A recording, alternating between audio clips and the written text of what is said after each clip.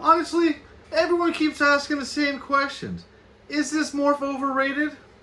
Honestly, I can see why they think it is. It's everywhere. Prices have dropped. People say it's played out. But to be honest, I don't think we've even reached the base of this gene. I love this gene, and I'm going to tell you exactly why I love this gene. I'm convinced people maybe just don't understand it. So stick around. We're going to get into it. Let's check it out and find out what I'm talking about.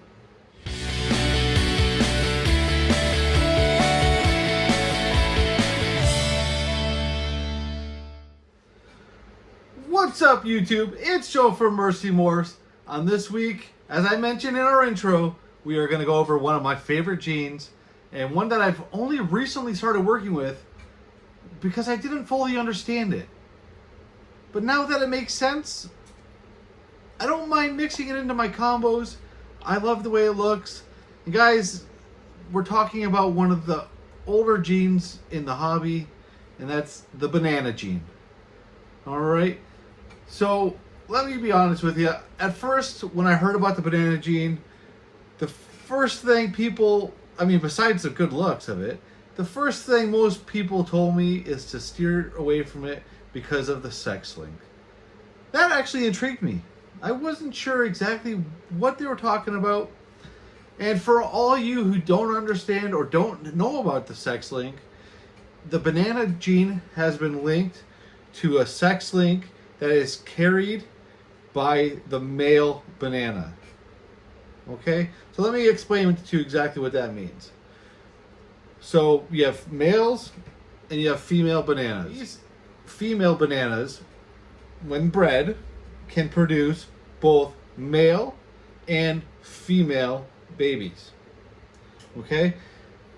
When the males are produced from a female, that male is considered a female maker. Understand? So when that male produces offspring in the future, all the banana babies from that offspring will be females. And if he produces non-banana animals, those will be males. Okay? So it's directly sex linked to the male. Okay? If a male is produced from a male banana, that male is now considered a male maker. So anything he produces in the future that is a banana will be a male. And anything that's not banana will be a female. Alright? Clear as mud. I know. Females do not carry the sex link. As I said at the beginning, they can carry, or they can produce both males and females in bananas. Now some might ask, what happens if you breed a banana to a banana? So let me explain it to you. If the banana gene comes from the mom, they can produce males and females. But if the banana gene comes from the father, it's just whatever that male is. So any male banana is sex linked. It's either a male maker or a female maker. So if you know what it is to begin with, it makes it a lot easier afterwards. Now, if those two bananas make a super, so you have a super banana animal, that super will only produce obviously bananas in the future because it's the homozygous form, but that super will carry the genetics of the father. So if the father was a female maker, every banana that male makes in the future will be a female. And it'll make all bananas, so it'll make all female clutches. So that is where you can kind of play some odds to your advantage. You're pretty much guaranteeing yourself of, genetics play out well, a 50-50 trade-off. If you do want to produce a male that isn't carrying banana, and you breed a banana male to your female, make sure that male is a female maker. All right? Because then you're not worried. If you get a non-banana, it's going to be a male. All right, guys. So hopefully you understand that a little bit. You know, it's something I'm still figuring out, but I think I finally grasped the idea. Okay. So when I started with bananas, I only bought females because I didn't want to worry about male makers and female makers and if people were telling the truth or not. So I wanted to produce my own offspring, which I did finally last year, 2025. And, you know, I hit a mix of both males and females because, as I said before, females can produce both males and female bananas. Okay? So all the females, I held it back a few of them, I think 3 or 4 of them. Those are going to be making males and females in the future. And then all the males I kept are female making males. Okay? So we'll get into it. We're going to look at a few combos, get you guys, you know, excited about, hopefully excited about banana. As I'm excited about banana. I love it. I don't know why it took me so long to get it into my collection, but I am happy it's here. So the first one here I'm going to show you is an amazing, I really don't have anything too basic. So I'll start here. All right, I don't know if you guys can see that good there. Let's see if I can get a better image there. So I turn on my light here. Well, my light doesn't want to turn on. Anyway, try to get some. I'll try to throw in some video of the photo box here, okay? But you can see here, this is a banana. You can see that beautiful colors. You can see, if he would show me his head, you can see the head on this banana. It is a clown, a visual clown, and it's also leopard. All right, so we got a banana leopard clown, and this boy is actually a female maker, as I mentioned before, came from a female, and this is a male, and he is double het, ultramel, and hypo. Absolutely crazy. You guys know I am heavy in the ultramel hypo clown pied project. That is what I am gearing everything towards in my future. But an absolutely amazing male. I just love banana. You can see, you know, bananas, one thing they get is age spots, and I will show you that some more in a little bit. But it's actually kind of like a real banana. As they get older, they get, you know, kind of black spots. So it actually fits the name perfectly. Some people call it coral glue, but I like the name banana. It's amazing. You can see he's already starting to get a couple of those little black spots in around the dorsal there. But just beautiful. This male is about 9 months old. Gonna be into our breeding rotation next year. All right, guys. Next up, we have a banana that is a het. I will pull this one out here really quick. See if I don't get tagged. She does have a little bit of poop on her nose, I think. But this one here is a sibling to that last one. Absolutely amazing. So again, guys, this is a banana leopard, but if you can see the head there, all blushed out, that's banana leopard and pastel. This one is double het ultramel clown. It missed on the hypo and the pied, but this one I also had up for sale for a while and is now a holdback. But just look at what the banana does. It brings all those oranges into the dorsal pattern there. Absolutely incredible. You get that purple highlighting around all the alien heads there. And then you got the leopard, of course, just stretching it all out. Looking absolutely amazing. But guys, again, banana is absolutely incredible. Love what banana does. Put this girl away. So again, guys, this is a female. They do not carry the sex link, so this will produce males and females in the future. All right, I'm going to keep repeating that in this video just for the people in the back. Next one we have up here is one of my favorites that I produced this year. Get her out here for you. It's actually the girl that's in the thumbnail of this video. But just absolutely incredible, guys. Where's my camera there? There it is. Look at the, again, with those oranges and the purples wrapping the alien heads. Just absolutely vibrant. The camera, my lighting is terrible in here, guys. I'm sorry. I need to invest in some better lighting. But just absolutely stunning. The oranges is crazy. And it just is absolutely incredible. You guys see that blushed out head there? So this one did not have the pastel in it. This one actually is just a banana leopard.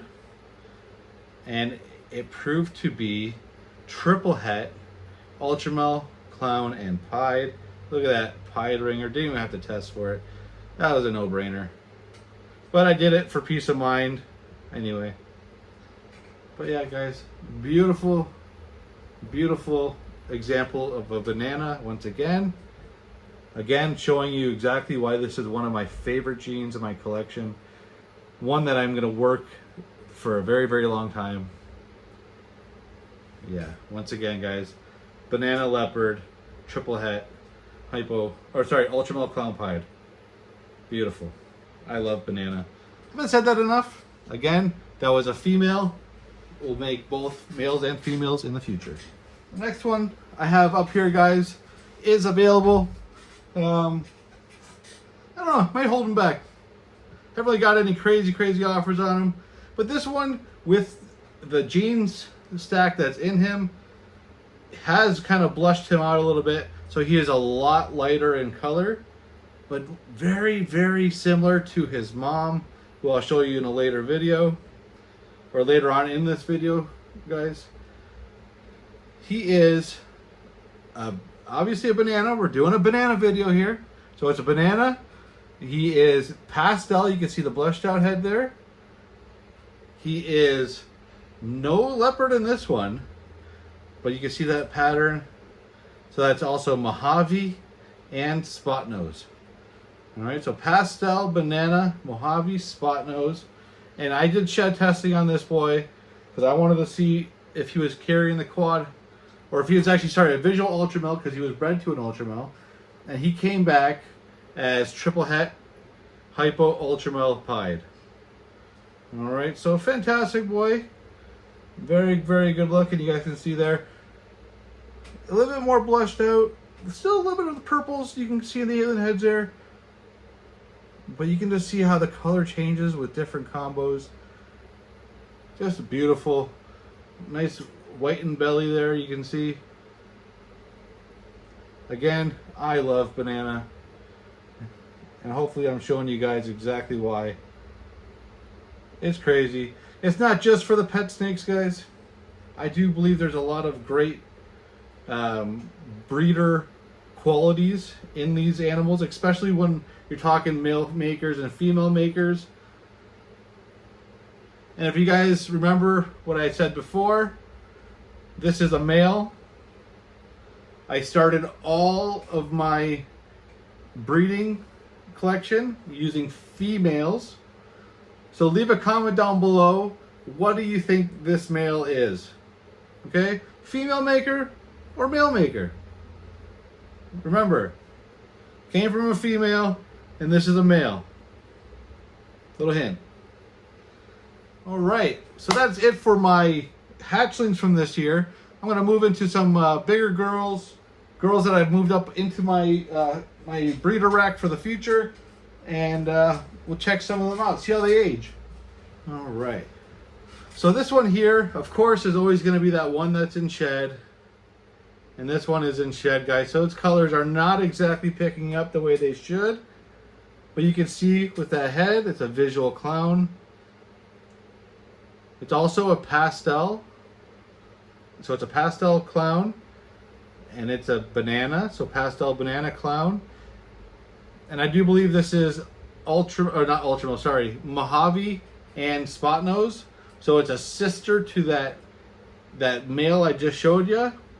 And again, females don't carry the gene for the sex link. But this girl did prove to be triple het for ultramel, hypo, and pied. So this one is going to push us into our quad project, guys. We finally have that female with all the heads we are looking for, plus some genes to take with us, which is fantastic. I think it's something everyone should be pushing for, especially in their breeding collections, is always pushing forward, always trying to bring stuff to the next level, because it's going to take a couple years to get these genes into your collection once you've already made the quad, right? So might as well take them with you as you're building. But again, you guys can see, if this girl wasn't in shed, I'll try to post a picture of her not in shed. But you can see all the purples outlining the alien heads, just like we've seen before in the other combos. This dorsal is blushed out, but there's still some oranges in it. You know, that pastel does kind of blush it out a bit. But just an absolutely beautiful, beautiful female. And a great holdback. Gonna be, you know, in our breeding rotation coming up fall. Beautiful, guys. Another reason I love Banana is it just complements everything, guys. Look at those. Look at the purples in there. It's hard to tell when she's in shed, but every alien head is just wrapped in purple. Purple goodness. That's what we're gonna call it. All right. So a nice banana girl here, guys. Let me move on to one that's a little bit bigger. All right, guys, this one is a lot bigger. She's well on her way to being gravid, but you can see what an adult banana looks like. This is one of the moms to the babies I've been showing you. You can see how they get all those black speckles in there. I don't want to mess with her too much, but this is a pastel banana leopard het clown. But just amazing, guys. Even with the black dotting, you can just see how it just creates so much dimension into that animal and the pattern. It just makes it that much deeper. Absolutely stunning. This is a big girl. She's probably 3,000 grams, but absolutely beautiful. I love her. So we get some better lighting. You can just see how it really blushes it out with that pastel. All these alien heads are now white with the yellow background, and then that black flecking creating amazing dimensions. All right, let me get this girl back in her tub before she gets stressed out. Don't want her to reabsorb on us. Oh, I got one more to show you. This girl now, I'm gonna warn you, has not put on all the weight I wanted her to put on after she laid late last year. But she still looks fantastic. She's picky. She's not eating as much as I would like her to. I'm offering her meals, trying to supplement her, but she is still just a little wee thing, but absolutely stunning. So this is the mom to that spot nose boy. I'll bring him out again for you. All right, mother and son right here. You can see how they're both the exact same. So pastel banana Mojave spot nose, double het ultramel clown, and pastel banana Mojave spot nose, triple het ultramel hypo and pied. So you can see how the hets play some different influences there. This is absolutely radiant. Those purples, even as an adult, is still popping through. And this one has a bit more of that dullness to it, but still a beautiful animal, but just gives you another dimension to work. So everything doesn't always look the same and vibrant. You also get that dull kind of pattern there, that amazing white dorsal from that pastel. It's just absolutely incredible, guys. I wish I had a better camera. I wish I had better lighting. We put the boy away. We can showcase mom a little bit further. So again, guys, this is the one that I said is not eating all the best, but still, you know, healthy looking animal.